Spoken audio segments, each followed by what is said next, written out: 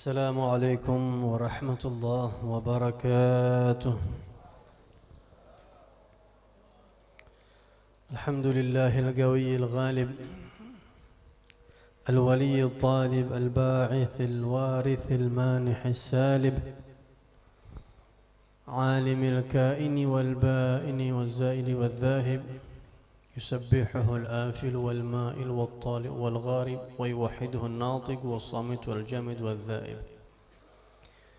وأشهد أن لا إله إلا الله وحده لا شريك له رب المشارق والمغارب.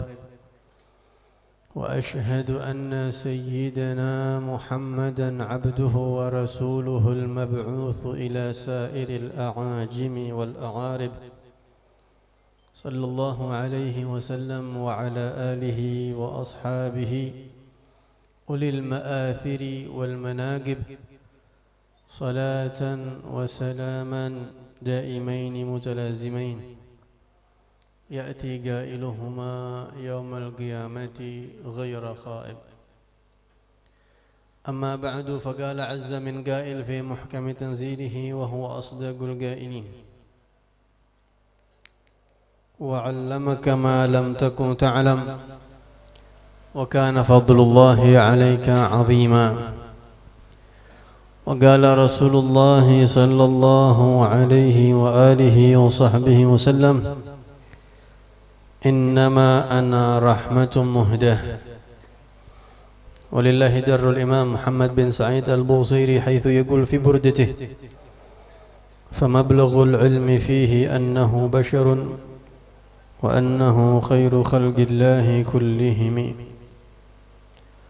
صدق الله العظيم وبلغ رسوله النبي الحبيب الوفي الكريم ونحن على ذلك من الشاهدين والشاكرين والحمد لله رب العالمين.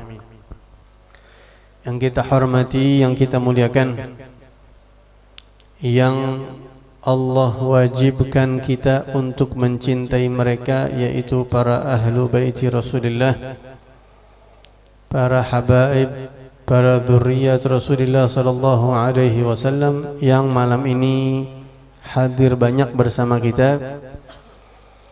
Mohon maaf kalau namanya tidak saya sebutkan semua satu persatu.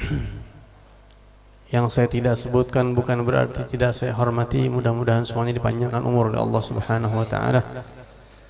Terutama bil khusus orang tua kita Al-Habib Abdurrahman Al-Kaf, dan juga yang baru saja menyampaikan tausiah akhina Al-Habib Ali Ridha bin Abdullah bin Isa Al-Haddad. Kita doakan para habaib-habaib kita ini, mudah-mudahan Allah panjangkan umurnya semua di dalam taat kepada Allah dan Rasulnya, dimudahkan segala urusannya, diberkahkan kehidupannya, dan mudah-mudahan Allah Subhanahu wa ta'ala jadikan kita orang-orang yang mencintai mereka insyaallah. Amin ya rabbal alamin. Alhamdulillah, majlis maulid yang dihadiri para habaib insyaallah kita yakin di majlis ini akan diturunkan rahmat dan keberkahan dari Allah Subhanahu wa ta'ala. Karena mereka para habaib ini adalah syiarnya agama Allah. Allah Subhanahu wa ta'ala berfirman di Al-Quran, وَمَنْ يُعَظِّمْ شَعَائِرَ اللَّهِ فَإِنَّهَا مِنْ تَقْوَى الْقُلُوبِ. Siapa orang yang mengagungkan syiar-syiarnya Allah, itu tanda bahwa ada takwa di dalam hati dia. Apa syiar? Syiar itu kalau bahasa Indonesia simbol agama Allah. Al-Imam Al-Qurtubi di dalam tafsirnya mengatakan syiar adalah a'lamu dinih, simbol-simbol agama Allah Subhanahu wa ta'ala. Simbol agama Allah atau syiar agama Allah banyak, di antaranya masjid. Kalau kita melihat masjid, kita langsung ingat ini sangat hubungannya erat dengan agama Allah. Dipakai sholat, dipakai ibadah, langsung kita ingat Allah. Al-Quran, mushaf, itu juga simbol agama Allah. Kalau orang kita tanya, apa ini? Ini kitab suci umat Islam yang diturunkan oleh Allah. Pasti terkaitnya sama Allah. Begitu juga tulisan-tulisan hadis-hadis Nabi Muhammad, simbol agama Allah. Nah, tahukah antum? Simbol agama Allah itu banyak. Salah satunya adalah ahlu baiti Rasulullah, keturunan Nabi Muhammad sallallahu alaihi wasallam. Kata siapa Bib itu, Bib? Itu bukan kata saya, tapi itu pendapat Al-Imam Al-Hafidh Yahya bin Sharaf An-Nawawi. Al-Imam An-Nawawi, pengarang kitab Riyadhus Shalihin, pengarang kitab Al-Arba'in An-Nawawiyah dan kitab-kitab yang lainnya. Saya yakin orang sini sudah akrab dengan kitab Riyadhus Shalihin ya. Suka ngaji enggak? Suka hadir majelis ta'lim enggak? Suka, insyaallah ya. Ada kitab yang sangat terkenal, sudah dicetak miliaran kali, ratusan tahun. Namanya kitab Riyadhus Shalihin. Di dalam kitab itu, silahkan dicek nanti kalau yang punya di rumah.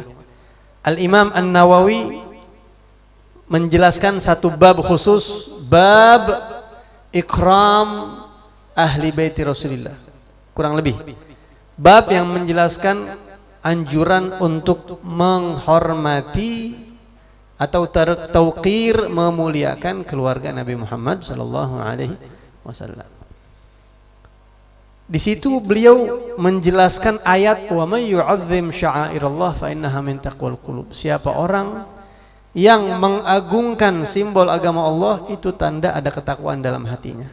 Al-Imam An-Nawawi memahami ayat ini, meletakkan ayat ini pada bab ta'zim ahli baiti Rasulullah, seolah-olah beliau mengatakan bahwa ahlu bait Rasulullah adalah syiar agama Allah. Maka kehadiran para habaib ini merupakan simbol-simbol agama Allah Subhanahu wa ta'ala. Bahkan di Al-Quran, bapak-bapak nggak usah heran, kita nggak usah heran. Jangankan para habaib ini anak cucu Rasulullah, binatang saja bisa jadi syiar agama Allah, Pak. Binatang bisa menjadi syiar agama Allah. Ini bedanya ulama-ulama yang faham ya. Imam Nawawi tidak sembarangan. Wah, Habib, apakah tidak berlebihan kalau keturunan Rasul itu dianggap simbol agama Allah? Oh tidak, mereka masih manusia. Binatang Allah bilang masih termasuk simbol agama Allah. Kita ucapkan ahlan wa sahlan kepada rombongan para habaib sepertinya.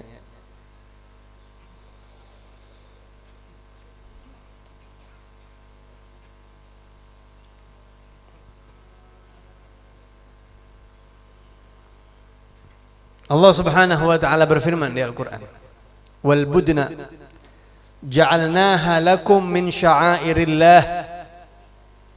Wal budna, dan hewan-hewan yang disembelih di musim-musim haji itu. Ya, kalau musim haji ada hewan yang disembelih gitu. Bahasa Arabnya al-budn. Asal kata badanah. Wal budna, dan hewan-hewan yang disembelih di musim haji itu ja'alnaha lakum min sya'airillah. Itu kami jadikan termasuk sya'air, syiar-syiar agama Allah buat kalian. Kenapa kok hewan-hewan yang disembelih di musim haji itu kok dibilang syiar agama Allah? Kenapa? Karena dalam ayat yang lain Allah memerintahkan kita, kalau melihat hewan-hewan itu kita takbir. Liyadhkuru smallah ala ma razaqahum min bahimatil an'am. Kita disunnahkan di 10 hari pertama bulan Dzulhijjah, kalau melihat hewan-hewan kurban, sunnah takbir. Lagi naik motor di pinggir jalan ada hewan kurban, Allahu Akbar. Ada ulama yang mengatakan sunnah 1 kali, ada yang mengatakan sunnah 3 kali. Allahu Akbar, Allahu Akbar, Allahu Akbar. Bayangin Pak, kalau di Arab ngelihat onta takbir kalau udah musim haji. Kalau di sini kita ngelihat sapi, ngelihat kambing disuruh takbir sama Allah. hewan bikin kita ingat sama Allah. Ngelihat hewan, Allahu Akbar. Berarti hewan ini menjadi simbol agama Allah karena menarik kita untuk takbir kepada Allah Subhanahu wa ta'ala. Wallahu alam, kalau ada yang kita melihat hewan takbir, wah ada kambing nih, Allahu Akbar, radikal takbir ente ngapain? Lihat kambing takbir, sunnah bukan radikal. Ada orang yang alergi dengan takbir, ada gak Pak? Ada. Kalau dengar takbir itu kupingnya kayak kemasukan setan. Itu tanda-tanda orang munafik. Ya. Bukan kata saya. Kata Allah di Al-Quran. Yahsabuna kulla sayhatin. Mereka mengira setiap ada teriakan buat mereka. Allahu Akbar. Ngapain kamu? Enggak, tenang, jangan takut. Bukan buat ente, buat sapi. Yahsabuna kulla sayhatin alaihim. Allah berfirman di Al-Quran, orang munafik itu tanda-tandanya kalau ada teriakan, ada ajakan, misalkan buat dia nih, ini buat saya nih. Oh, enggak, tenang, bukan buat ente, buat kambing. Ini takbir buat kambing. Allahu Akbar. Ngapain kamu radikal? Kambing. Kambing ini syiar agama Allah. Ketika di musim haji, Allah nyatakan hewan-hewan itu menjadi syiar agama Allah. Kalau binatang saja bisa jadi syiar agama Allah, maka Imam Nawawi tidak berlebihan mengatakan Ahlul Bait ini syiar agama Allah. Karena di dalam diri mereka ada darah Rasulullah sallallahu alaihi wasallam. Kalau kita melihat mereka, ingat siapa ini? Cucu Nabi Muhammad. Allahumma shalli wa sallim alaihi. Makanya barakah kalau majelis maulid dihadiri oleh keturunan Nabi Muhammad sallallahu alaihi wasallam. Ya. Mudah-mudahan kita doakan para habib-habib kita biar mendapatkan keberkahan dari Allah Subhanahu wa ta'ala. Tidak lupa para tokoh masyarakat, para ustadz, para hadirin, ketua majelis ta'lim Raudhatul Jannah yang mungkin banyak panitianya, mohon maaf saya tidak sebutkan, terutama wasilah saya sampai ke sini dari Habib Ali yaitu Bapak Subhan yang bersama kita tadi rombongan. Mudah-mudahan Allah Subhanahu wa taala balas kebaikan beliau di dunia dan di akhirat. Hadirin sekalian, alhamdulillahirabbil alamin. Malam ini kita kumpul di sini untuk mengenang, memperingati, untuk belajar lebih banyak tentang Nabi Muhammad sallallahu alaihi wasallam. Kita umatnya ingin tahu lebih banyak tentang Rasulullah supaya kita meninggal dunia di hati kita cinta untuk Nabi Muhammad ini semakin besar. Kenapa kok kita maulid lagi, kok nggak bosan-bosan sama maulid? Kita berharap hadir maulid sekarang semakin kuat hubungan kita sama Nabi Muhammad. Besok hadir maulid lagi semakin dekat lagi, semakin kagum lagi, semakin sayang lagi, semakin cinta lagi sama Rasulullah, sehingga begitu kita meninggal dunia voltasenya besar. Kecintaan kita, cahaya cinta kita kepada Nabi Muhammad sangat besar. Kalau perlu kita meninggal panggil Nabi Muhammad. Ya.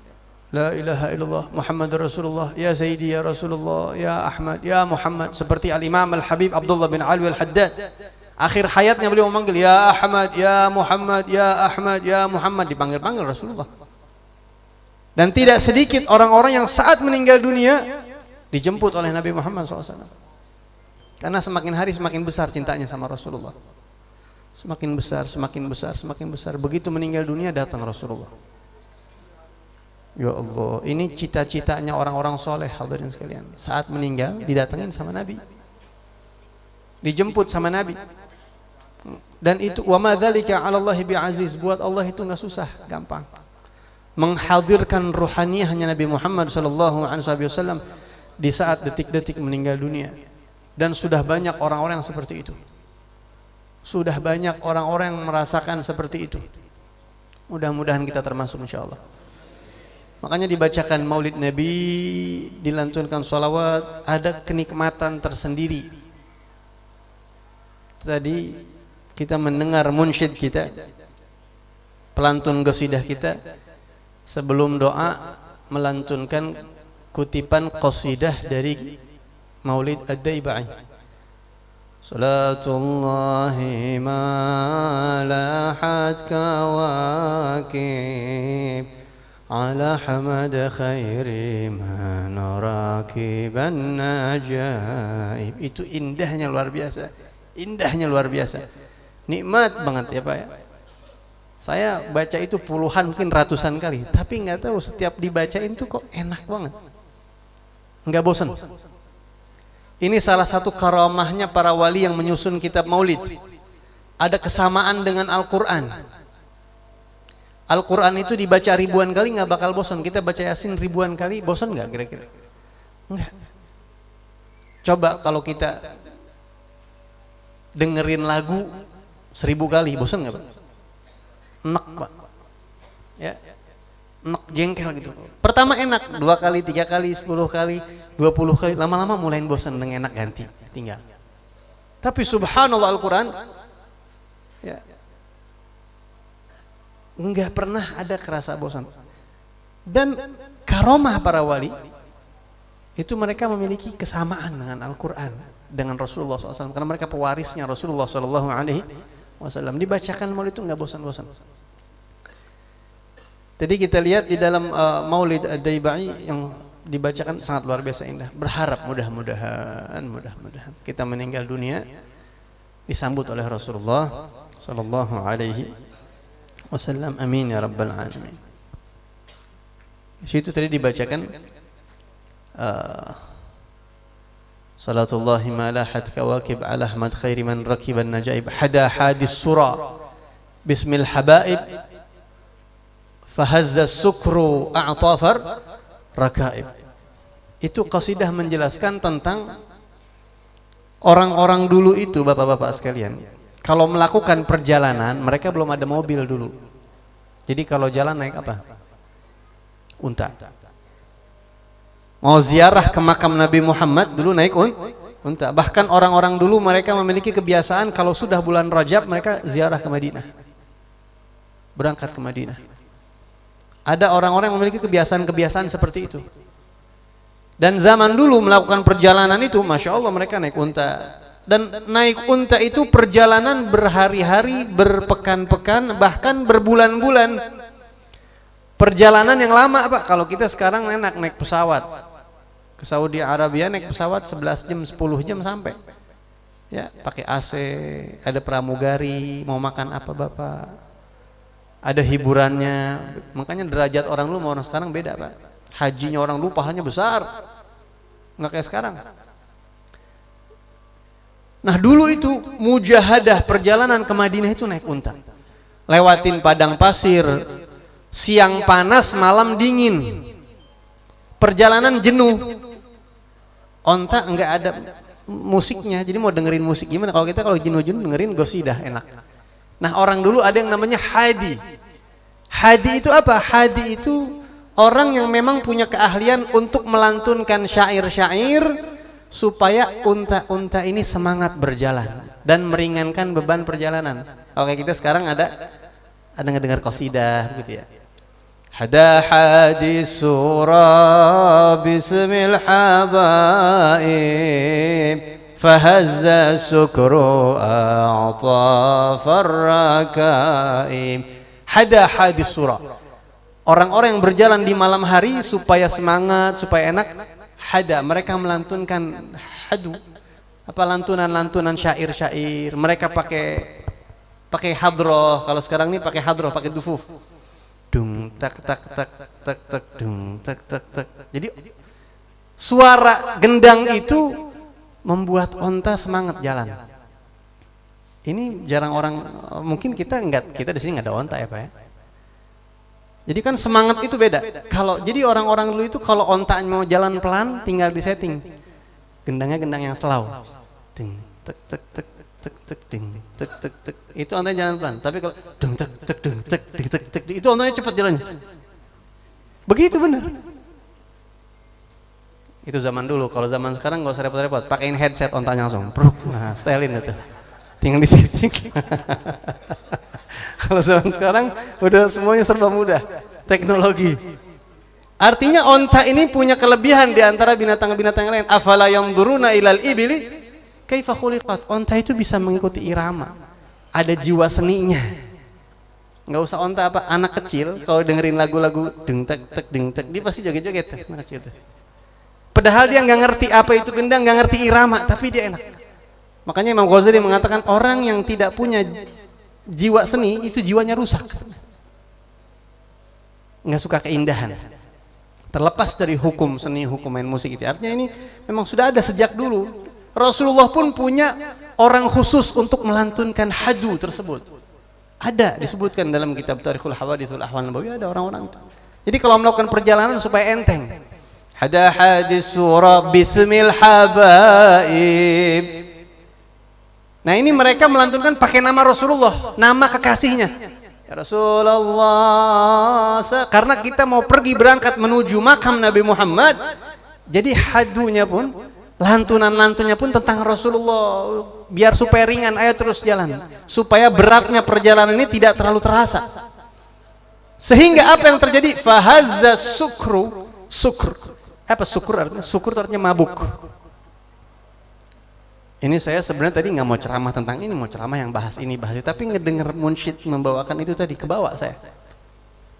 As-sukur, sukur itu artinya mabuk, bukan mabuk minum khamr, bukan, tapi mabuk asyik. Kadang-kadang kalau munsyid, pelantun gosidah membawakan gosidah dan gosidahnya enak, suasananya dapat, itu kita merem, goyang-goyang nggak berasa. Allah nikmat, kayak orang mabuk kita. Lupa tuh punya utang, habis berantem sama istri, lupa. Nikmat ya. Ada masalah sama si A sama si B, lupa semua kayak orang mabuk kita. Kalau orang-orang fasik, mereka ingin melupakan masalah, mereka makan narkoba, mengkonsumsi narkoba, minum minuman keras supaya lupa dengan masalah, mereka fly, mabuk.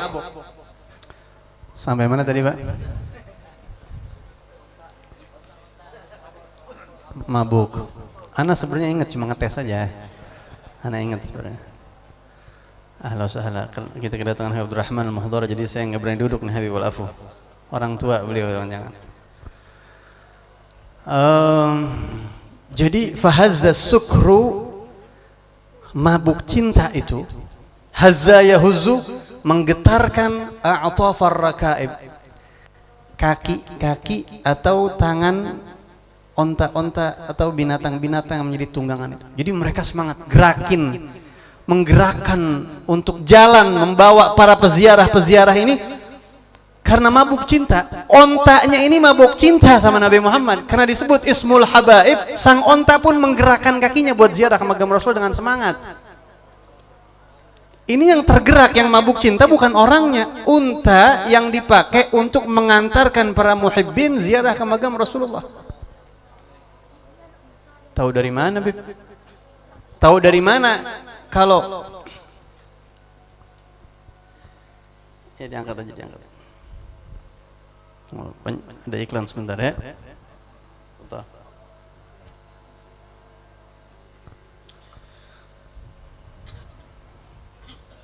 Sampai mana tadi, Pak? Tahu dari mana?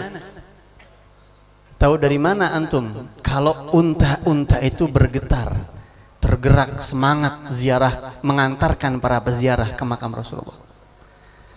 Beliau menjawab, alam taraha wa qad maddat khutaha. Kamu tidak melihat?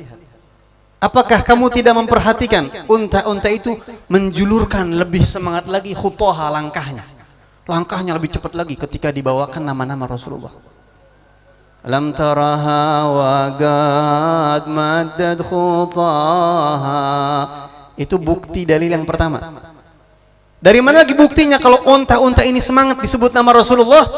Wasalat min madami'iha sahaib. Air matanya ngalir deras.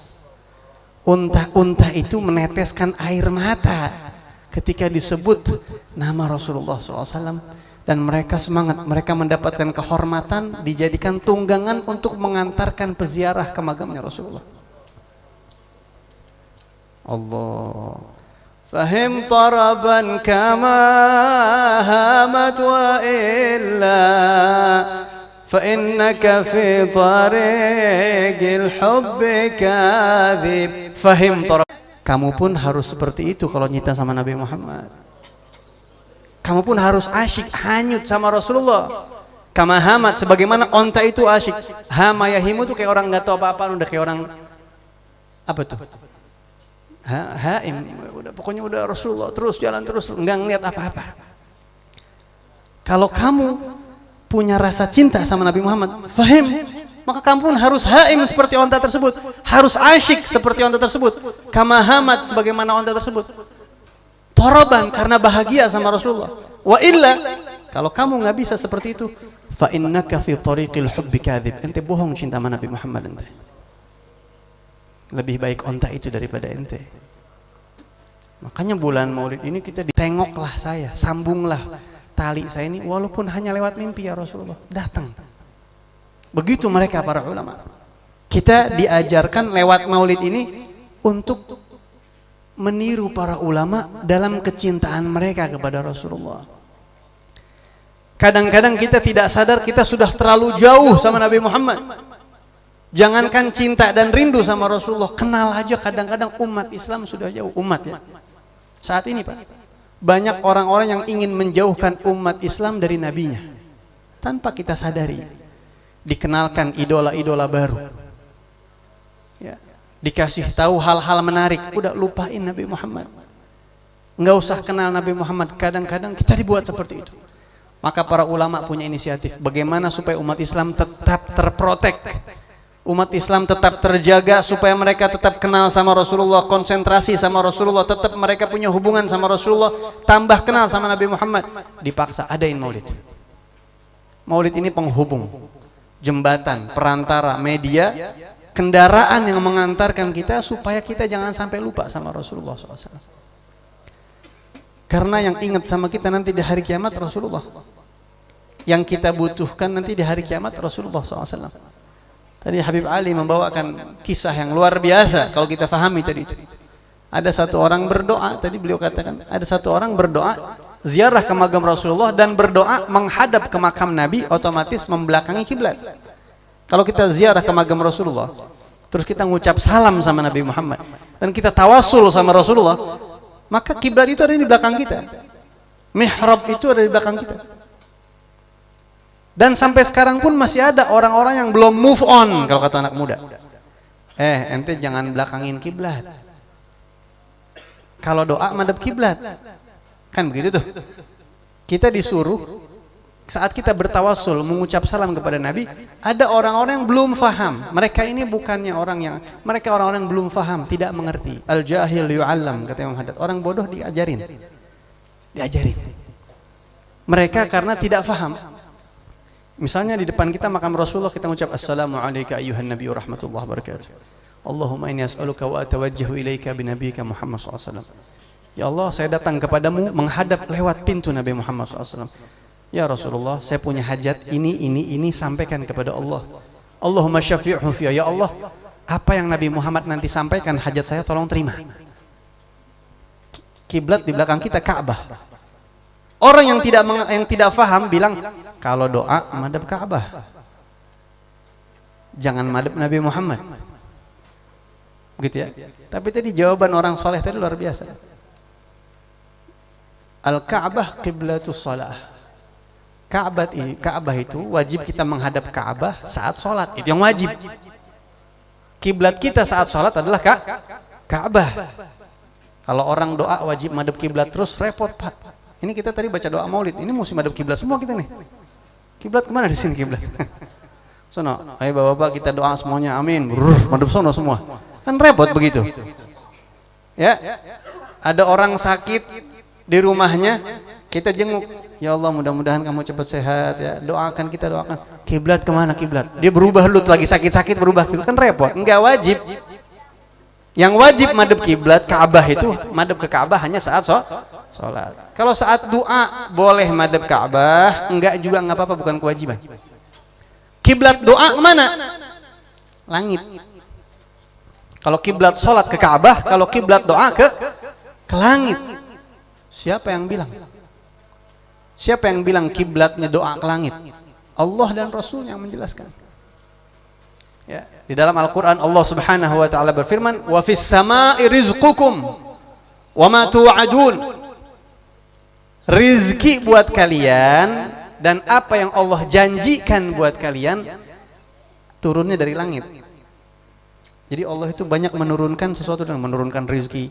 Malaikat di malam Lailatul Qadar turun bawa urusan rizki, siapa yang pergi haji, siapa yang meninggal, siapa yang lahir, siapa yang punya anak. Itu dari langit. Tanazzalul malaikatu warruhu fiha. Jadi kenapa kita kalau doa kok menghadap ke langit? Kenapa? Bukan berarti Allah di langit, bukan. Karena Allah berfirman, rezeki kalian turunnya dari langit. Tulisannya tuh SK-nya, surat-surat si fulan dapat ini, dapat ini, dapat ini, dapat itu dari Allah, malaikat turun ke langit. Bukan berarti Allah di langit, bukan. Kita akidah Ahlussunnah wal Jamaah. Makanya kalau doa begini, angkat tangan. Kita kalau berdoa angkat tangan. Dan saat kita doa sudah pasti rahmat Allah turun. Makanya kita kalau doa disunnahkan mengusap muka, kecuali saat kunut subuh, mengusap muka. Begitu ya. Ada hadis yang meriwayatkan hal tersebut supaya barokahnya ini turun ke muka. Muka kita ke bawah tapi tangan kita ke langit. Itu kalau doa. Tapi tadi jawaban orang soleh. Sekarang boleh ada langit, boleh ada Ka'bah. Tapi di hari kiamat nanti langit hilang, Ka'bah hilang, kiblat kita semua satu Rasulullah. Makanya kalau orang dari sekarang sudah berkiblat kepada Nabi Muhammad, nanti hari kiamat dia bakalan ketemu sama Nabi Muhammad, akan ketemu sama Rasulullah Sallallahu Alaihi Wasallam. Nah ini Maulid menyatukan kita supaya kita konsentrasi sama Rasulullah Sallallahu Alaihi Wasallam. Ada beberapa ayat di Al-Quran. Ini keindahan Nabi Muhammad luar biasa. Allah berfirman di Al-Quran, "Walau annahum idzalamu anfusahum ja'uka fastaghfirullaha wastaghfara lahumur rasul lawajadullaha tawwabar rahima." Itu ayatnya sudah sering kita dengar ya Pak ya.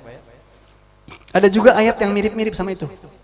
"Wa may ya'mal su'an aw yadhlim nafsah thumma yastaghfirillah yajidillaha ghafurar rahimah." Jadi dua ayat ini mirip nih Pak. Yang satu firman Allah bunyinya, "Wa may ya'mal su'an", siapa orang yang berbuat buruk, maksiat, berbuat dosa, au yadhlim nafsah, atau dia menzalimi dirinya dengan maksiat, bermaksiat, berbuat dosa, thumma yastaghfirillah, setelah itu dia minta ampun kepada Allah, dia akan yajidillaha ghafurar rahimah, dia akan mendapatkan Allah itu ghafur rahim. Allah akan hapus dosanya. Itu ayat yang pertama. Ini kita bandingkan dua ayat yang kata ulama. Bedanya kalau kita istighfar sama Allah langsung sama istighfar lewat Nabi Muhammad. Ayat yang berikutnya tadi yang berhubungan dengan apa yang Habib Ali sampaikan. Walau annahum idzalamu anfusahum. Andai kata manusia-manusia ini, mereka umat Islam, zalamu anfusahum, menzalimi diri mereka. Apa maksudnya bermaksiat? Bukan pukul-pukul wajah, bukan sayat-sayat pakai istri, bukan. Kita maksiat berarti kita sedang mendekatkan diri ke neraka. Berarti kan kita zalim sama diri kita sendiri. Andai kata umat manusia itu menzalimi diri mereka, bermaksiat. Walau annahum yadzalamu anfusahum ja'uk, kemudian orang-orang yang banyak dosa, yang maksiat ini, ja'uka, datang kepadamu hai Rasul, datang kepadamu hai Rasulullah. Datangnya ke siapa? Ke Rasulullah. Kemudian ngapain datang sama Nabi Muhammad, mau ngapain? Thumma walau annahum yadzalamu anfusahum ja'uka fastaghfirullah, datang kepada Nabi Muhammad mau minta ampun sama Allah. Mau minta ampun sama Allah, datangnya ke Nabi Muhammad. Wastaghfara lahumur rasul, karena mereka minta ampunnya lewat Nabi Muhammad, maka Nabi pun minta ampun buat mereka. Ini ayat Quran. Apa yang akan terjadi? Lawajadullaha tawwabar rahimah. Allahnya tawwabur rahim. Apa bedanya sama ayat yang tadi? Perhatikan, ini ulama Pak. Ulama tuh kalau baca kitab, kalau baca Quran jeli Pak, teliti. Kadang-kadang kalau kita baca begitu aja udah. Tapi ulama kalau baca Quran tuh diteliti sampai ke dalam-dalam. Bedanya ayat ini sama ayat ini apa? Kalau yang pertama tadi, may ya'mal su'an aw yadhlim nafsahu thumma yastaghfirillaha yajidillaha ghafur rahim. Maksiat, minta ampun sama Allah, Allah Ghafurur Rahim. Tapi kalau maksiat datang ke Nabi Muhammad minta ampun sama Allah, Nabi Muhammad pun memintakan ampun buat dia. Allahnya apa? Tawwab Rahim. Bedakan. Kalau ente minta ampun sendiri sama Allah, Allah Ghafurur Rahim. Tapi kalau ente minta ampunnya lewat Nabi Muhammad, Allah Tawwaban. Beda gak Ghafur sama Tawwab? Beda. Kalau sudah Allah Tawwab, itu dosa habis, Pak. Dosa enggak bersisa, dihabisin sama Allah. Taballahu alaih. Allah hapus semua dosa-dosanya kayak orang baru lahir. At-taib minadz-dzambi kaman la dzambalah. Jadi kuotanya gede. Kalau udah Nabi Muhammad yang minta gimana? Nah, ayat ini menjadi inspirasi Al-Habib Abdullah bin Adi Al-Haddad. Dari ayat inilah Habib Abdullah Al-Haddad kemudian menyusun qasidah yang sangat masyhur. Ya Sayyidi Ya Rasulullah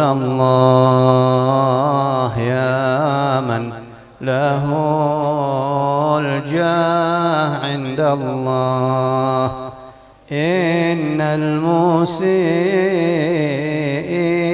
qad ja'uk للذنب يستغفرون. Wahai Sayyidi, wahai Tuanku, wahai Rasulullah, wahai orang yang punya pangkat tinggi di sisi Allah, kami para pendosa datang kepadamu untuk meminta ampunan dari Allah. Datang kepada Nabi Muhammad untuk minta ampunan dari Allah. Kami ini para pendosa. Nah, untuk datang ke magam Rasulullah kan biayanya mahal, Pak. Tapi kita bisa ngucap salam di sini sama Nabi Muhammad. Seolah-olah kita menghadirkan Rasulullah di hadapan kita. Kita datang dari rumah kita, kita tinggalkan rumah kita, semua kita tinggalkan aktivitas kita, datang Maulid Nabi. Ya Nabi salam alaika Ya Rasul salam alaika Ya Habib salam alaika salawatullah. Kalau kita ziarah ke makam Nabi, kita mengucap assalamu alaika ya Rasulullah. Ya Nabi salam alaik. Wahai Rasul salam untukmu. Nabinya di situ. Tapi kalau kita di sini bisa nggak Bib ngucap salam sama Nabi, ngucapin salam untukmu? Bisa. Di dalam sholat aja kita ngucap assalamu alayka ayyuhan nabi, salam untukmu wahai Nabi. Dan Nabi jawab salam kita. Nabi janji, ma min muslimin yusallimu alayya illa raddallahu alayya ruhi hatta arudda alaihi salam. Siapa mengucap salam, muslim yang mengucap salam kepada aku, Allah kembalikan ruhku untuk jawab salam orang tersebut. Jadi ketika kita mengucap salam sama Nabi, kita seolah-olah sedang berada di dalam dimensi yang dekat dengan Rasulullah SAW. Dan Nabi mengucap salam kita, Nabi mengucap salam kita. Ya Rasulullah, kami banyak dosa nih. Kami musiin. Mudah-mudahan pulang maulid dosa diampunin. Dan insya Allah pasti dosa-dosa kita diampunin. Insya Allah. Maka dari itu majelis maulid ini luar biasa, luar biasa. Ya, manfaatkan betul-betul kita hadir ke majelis maulid karena majelis maulid ini hakikatnya sangat tinggi. Kalau ulama-ulama memahami betul, mengerti betul rahasia atau esensi majelis maulid itu dalamnya luar biasa. Kita kan tidak semua faham, ikut ulama aja udah ikut. Ikut sama mereka. Man iqtada aliman laqiyallaha saliman. Siapa yang ikut sama ulama, nanti hari kiamat dia bangkit dari kubur berjumpa dengan Allah, selamat dia. Selamat.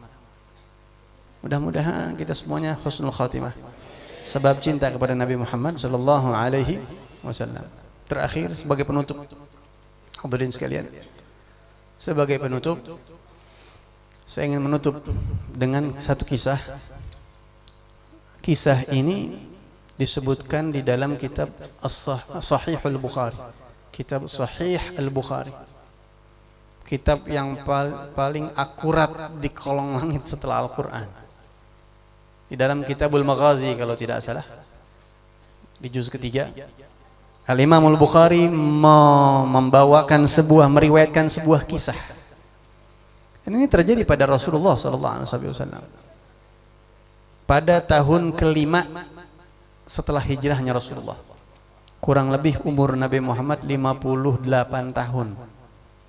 5 tahun sebelum beliau wafat, 58 tahun. Ada peristiwa apa di situ? Di tahun kelima ada banyak peristiwa-peristiwa bersejarah. Di antaranya terjadi satu peristiwa besar, yaitu perang Khandaq. Tadi yang baca Quran bawain ayat itu tuh. Ya. Walamma ra'al mu'minun al-ahzab. Perang Ahzab atau perang Khandaq. Perang Ahzab nama lainnya perang Khandaq, dia juga sama. Ini perang ceritanya panjang, tapi saya mau ambil dalam Sahih Bukhari aja. Ada hikmah, ada satu keistimewaan Rasul yang sangat luar biasa, mukjizat Nabi Muhammad SAW. Jadi perang Khandaq itu Rasulullah bersama para sahabat kerja bakti menggali parit di pintu pemukiman kota Madinah. Parit yang sangat panjang. Tujuannya apa? Supaya musuh-musuh itu, kafir Quraisy dan koalisinya, jangan sampai masuk ke dalam perkampungan umat Islam. Makanya disebut perang Ahzab. Ahzab itu jamak taksir dari asal kata hizib. Hizib artinya satu kelompok. Ahzab beberapa kelompok. Kenapa perang ini disebut perang Ahzab? Karena yang melawan Nabi Muhammad berkoalisi, kelompok ini, kelompok ini, kelompok ini, kelompok ini gabung jadi satu menyerang Rasulullah. Ahzab. Ya.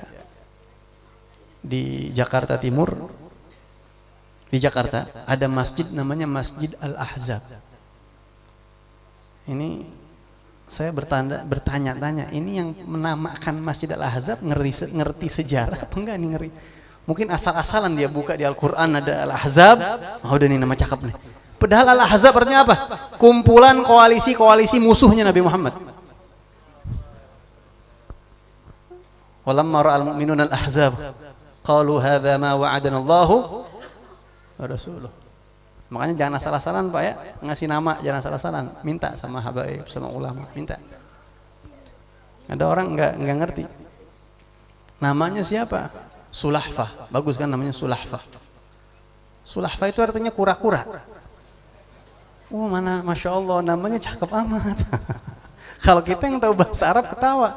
Enggak ada nama yang lain, namanya kura-kura artinya. Dan wanita lagi. Seorang wanita namanya sudah. Habib, saya mau kasih nama anak saya Namira. Nanti nggak salah tuh. Ini kan keren, Bib. Jangan, artinya macan kumbang betina. Galak sama lakinya ntar tuh. Berabe, jangan. Cari nama yang baik-baik aja. Ya. Ada lagi namanya, hati-hati ngasih nama tuh. Ya, ada nama Nadia. Saya lihat di Al-Quran buka, falyad'u Nadia, sanad'u zabaniyah, kalla la tuti'hu wasjud. Wah ini bagus nih, Nadia. Padahal Nadia artinya apaan? Geng Abu Lahab, Abu Jahal. Itu kan, ya, itu kan tentang Abu Jahal itu gengnya. Falyad'u Nadia. Kata Allah di Al-Quran, suruh Abu Jahal panggil gengnya. Sanad'u zabaniyah, ini geng-gengnya. Jadi Abu Jahal ini kaya raya, punya banyak geng. Buat keroyok Nabi Muhammad. Kata Allah, kalau dia berani keroyok Rasulullah, sanad'u zabaniyah. Enggak tanggung-tanggung, malaikat neraka kita turunin gitu. Kalla la tuti'hu wasjud waqtarib. Wahai Rasul, jangan dengerin dia, sujud terus sama Allah. Deketin diri, enggak usah dengerin, enggak usah takut. Allah kalau bela Nabi enggak tanggung-tanggung ya. Mau dikeroyok sama geng-geng preman, Allah mau turunin malaikat zabaniyah. Ya Allah, kalau sampai turun gimana itu? Malaikat zabaniyah ini. Hati-hati kasih nama tuh, hati-hati. Kembali ke perang Ahzab tadi. Jadi Rasulullah itu kerja bakti ikut menggali parit, menggali. Dan saat Nabi Muhammad menggali parit, itu perut beliau diikat dengan batu. Kenapa? Karena pada saat itu Nabi Muhammad 3 hari belum makan. Saya yakin kita nggak ada yang sampai 3 hari nggak makan ya Pak ya. sesusah-susahnya kita nggak sampai 3 hari nggak makan. Jadi Rasulullah ikat perutnya dengan batu. Dan wajah Nabi nampak seperti yang menahan lapar. Sehingga ada satu sahabat yang memperhatikan Rasulullah, namanya Sayyiduna Jabir bin Abdullah al-Ansari radhiyallahu anhu, yang disebut namanya dalam Simtud Durar. Melihat wajah Nabi nahanin lapar, saya nggak tega sama Rasulullah. Ini Jabir bin Abdullah punya inisiatif, mau bikin makanan, mau menjamu Nabi Muhammad. Saya mau ajak Nabi Muhammad makan dah. Saya nggak tega sama Rasulullah. Tapi ini orang nggak punya. Sayyidina Jabir bin Abdullah ini bukan orang kaya, orang nggak punya. Pulang ke rumahnya, tanya sama istrinya, hal indaki syai' minat ta'am? Wahai istriku, ada makanan nggak di rumah? Fa akhrajat sa'an min sya'ir. Istrinya bilang, wahai suamiku, nggak ada makanan apapun kecuali gandum 1 so' sama anak domba. Jadi suaminya bilang, kenapa nanya makanan, ada apa? Saya mau menjamu Nabi Muhammad. Diperiksa-periksa sama istrinya, cuma ada gandum 1 so' sama ada anak domba di belakang rumah kita tuh yang belum dipotong. Kalau mau jamu Rasulullah, kita bikin, kita racik, kita bareng-bareng lah. Kata suaminya, ya udah itu gandum kamu adon, kamu buat, saya potong anak domba, saya potong-potong, saya siangin, saya rapihin, kita bikin. Kerjalah suami istri ini membuat makanan untuk Nabi Muhammad SAW, dan dibuat 2 panci. Ini makanan khas sana dulu. 1 panci itu gandum, 1 pancinya daging dibikin sayur. Kalau kayak kita mungkin marak begitu ya, namanya burma. Dibikin pakein bumbu segala macam. Sudah tunggu matang, insya Allah sedikit lagi matang. Suaminya bilang, saya sekarang mau panggil Nabi Muhammad. Istrinya pesan, ya Jabir la tafdahni bi Rasulillah wa biman ma'ah. Wahai Jabir, wahai suamiku, saya minta tolong, ini makanan enggak cukup buat orang banyak-banyak. Jadi kalau mau ngajak makan Nabi, jangan ngajak orang banyak-banyak. Nanti saya malu sama Rasulullah. Sok-sokan bikin makan, tuh begitu diajak ke sini kurang makanannya. La tafdhahni, jangan bikin malu saya sama Rasulullah, karena Rasulullah kenal sama istri beliau. Ya. Kata Sayyidina Jabir, baik, insya Allah enggak, saya enggak ajak banyak-banyak. Faji'tuhu fasarartuhu. Sayyidina Jabir bin Abdullah mendatangi Nabi Muhammad. Karena banyak orang sedang kerja bakti, ya pasti orang kerja bakti lapar Pak, pasti. Maka Sayyidina Jabir mengatakan, saya bisik-bisik, saror tuh sir. Saya ngomong secara rahasia sama Nabi Muhammad. Di kuping Rasulullah nggak ada yang dengar. Ya Rasulullah. Ini redaksinya disebutin dalam kitab Sahih Bukhari seperti ini. Dzabahna buhaimatan lana. Ya Rasulullah, saya barusan motong anak kambing. Jadi kambing muda tuh enak. Ya, kambing muda sama kambing tua enak mana kira-kira? Kambing muda. Ada sate balibul, ya, di bawah 5 bulan. Oh 5 tahun sudah keras tuh ya. Sate yang di kambingnya itu di bawah 5 bulan itu merah krek enak begitu. Di Tegal tuh banyak, di mana-mana banyak. Ini anak domba jadi seger banget. Ya Rasulullah, dzabahana buhaimatan lana. Ini ngomong bisi-bisi, ya Rasulullah, saya motong anak kambing. Wa tahanna sa'an min sya'ir. Dan gandum kita sedang adonin, kita sedang racik, insya Allah ada makanan yang enak di rumah. Fata'al anta wa nafaru man ma'ak. Saya ingin mengundang Nabi. Ayo Rasulullah datang ke rumah saya, dan silahkan pilih berapa orang untuk menemani Nabi. Nafar itu di dalam bahasa Arab di bawah 10. Ya. Jadi ya Rasulullah mengerti bahasa Arab, sumbernya bahasa Arab Rasulullah hadis. Ajak di bawah 10 orang ya Rasulullah, karena ini cuma 2 panci, nggak cukup banyak-banyak. Setelah itu Rasulullah berdiri, fasahan Nabi sallallahu alaihi wasallam, dan Nabi malah teriak, ya ahlal khandaq, gitu Rasulullah teriak, wahai seluruh sahabat yang ada di parit, yang kerja bakti, inna Jabiran qad sana'a su'ra. Jabir bikin makanan di rumahnya, motong kambing, ada gandum. Lapar nih semua sahabat nih. Fa hayya halan bikum. Hayya halan bikum, kata Rasulullah. Semuanya ayo, semuanya mari bersama-sama kita makan di rumah dia semua. Setelah Nabi teriak, semua sahabat dengar Rasulullah suaranya luar biasa. Maka Rasulullah bilang, setelah itu Rasulullah bilang, Jabir kesini. La tunzilanna burmatakum wa la tukhbizanna ajinakum hatta aji. Itu makanan di dapur jangan dihidangkan sebelum saya datang. Tunggu saya ke dapur dulu, ya. Baik ya Rasulullah. Faji'tu, ini hadisnya dari beliau, dari Sayyidina Jabir bin Abdullah. Maka saya ini yang menceritakan ini pun beliau.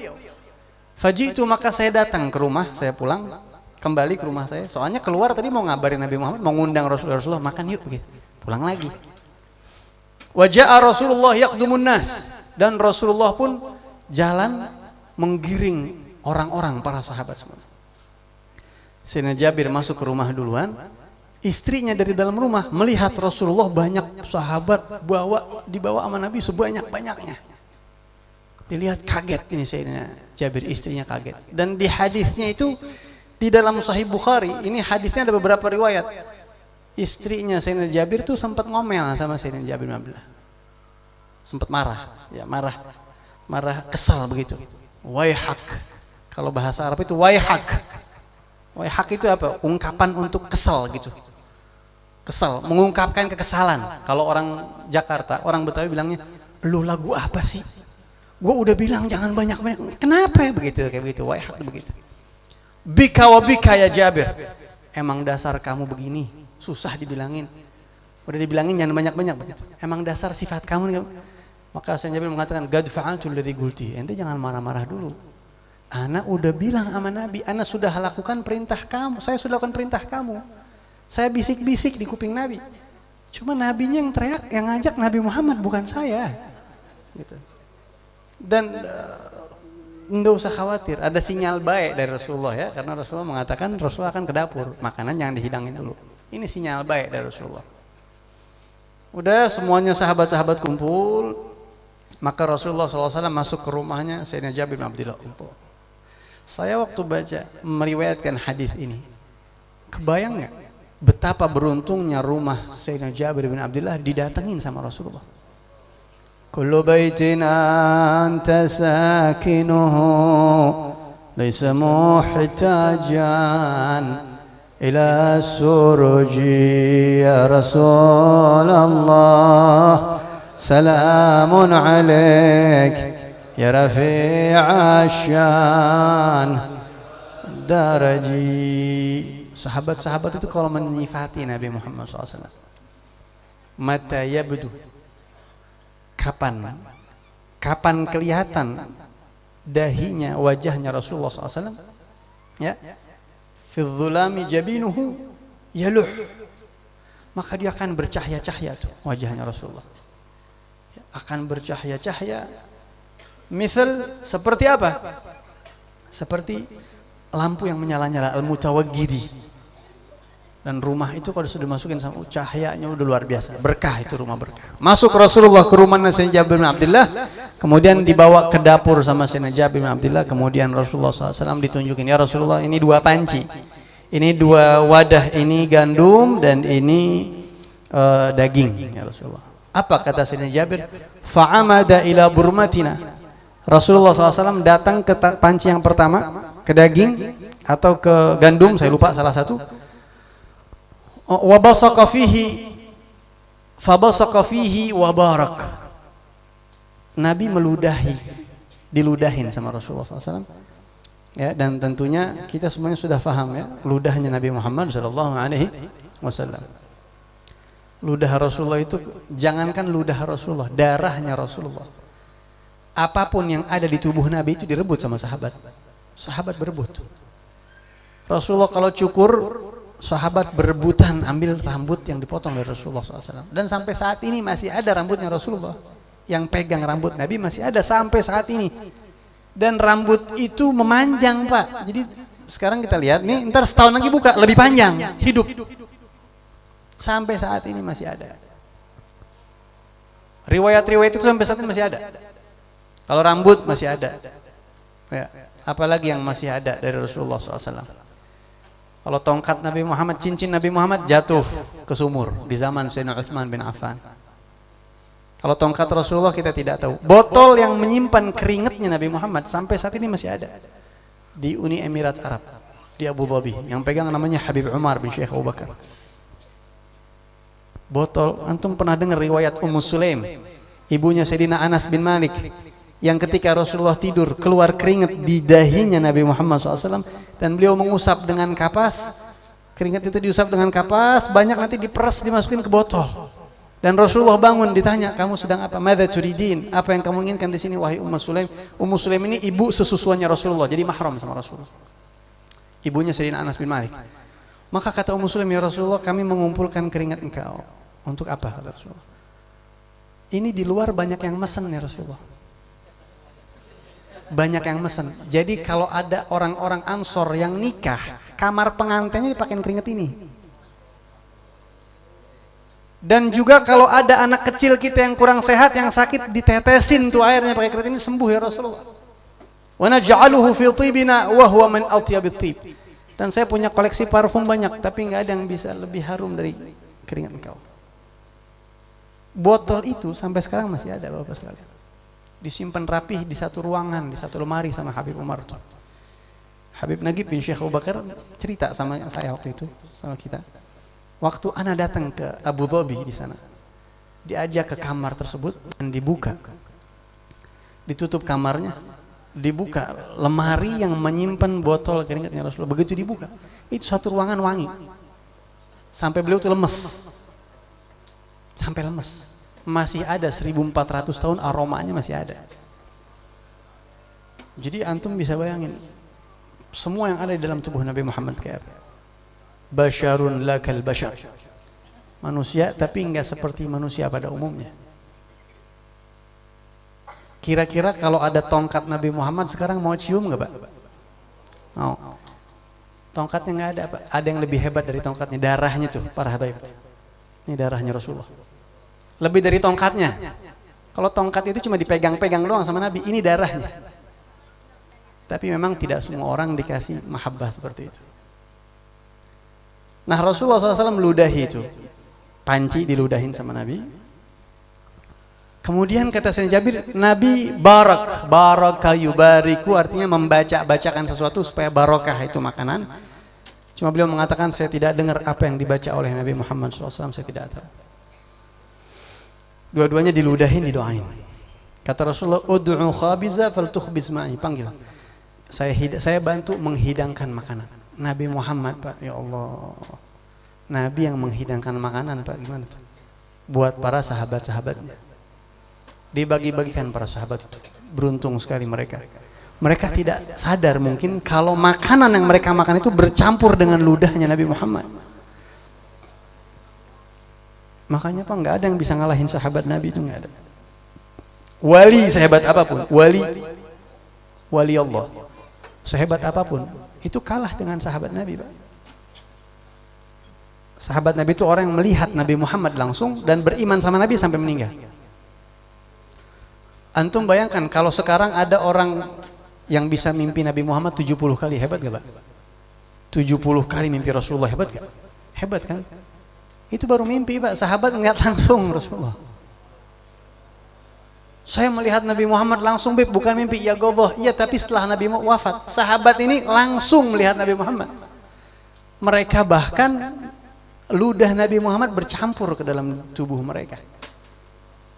Ketika Rasulullah dan para sahabat di Hudaybiyah kehabisan air, Rasulullah masukkan tangannya ke dalam air dan keluar. 1400 orang minum dari air yang keluar dari jari-jari Nabi Muhammad.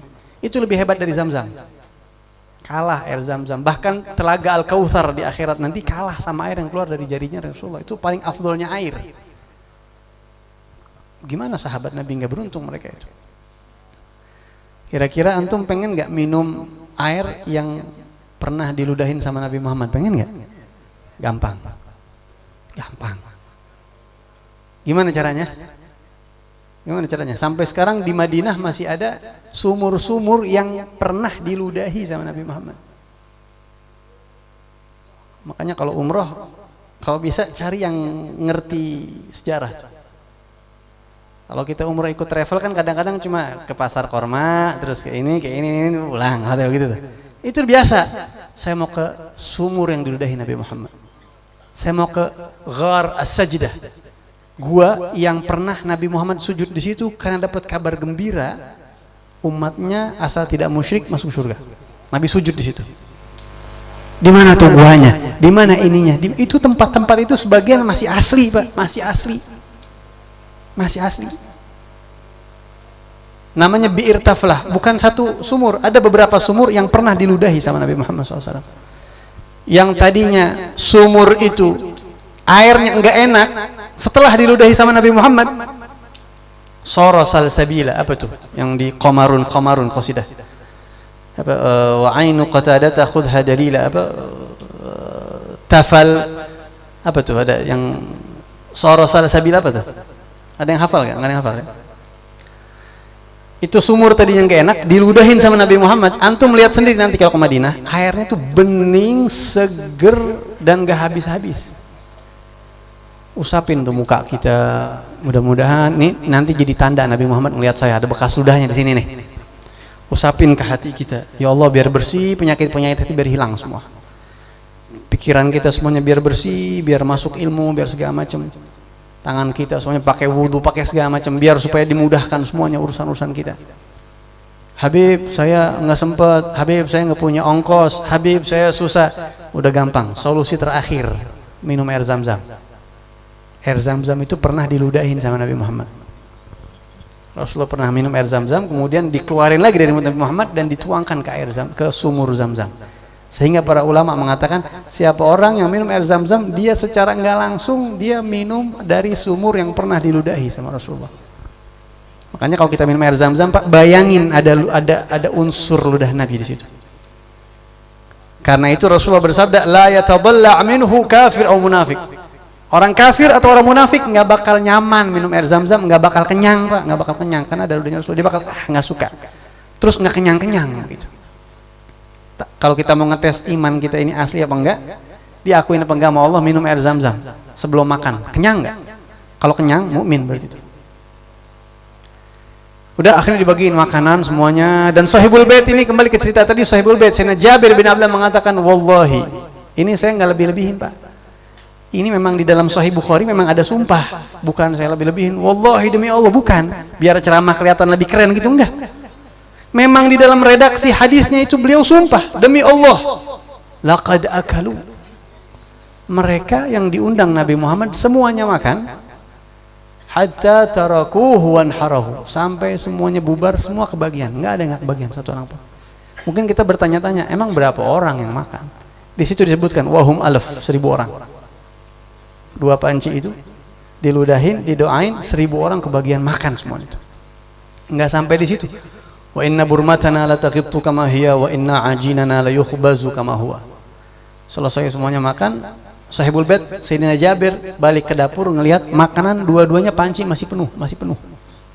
Enggak habis, masih penuh.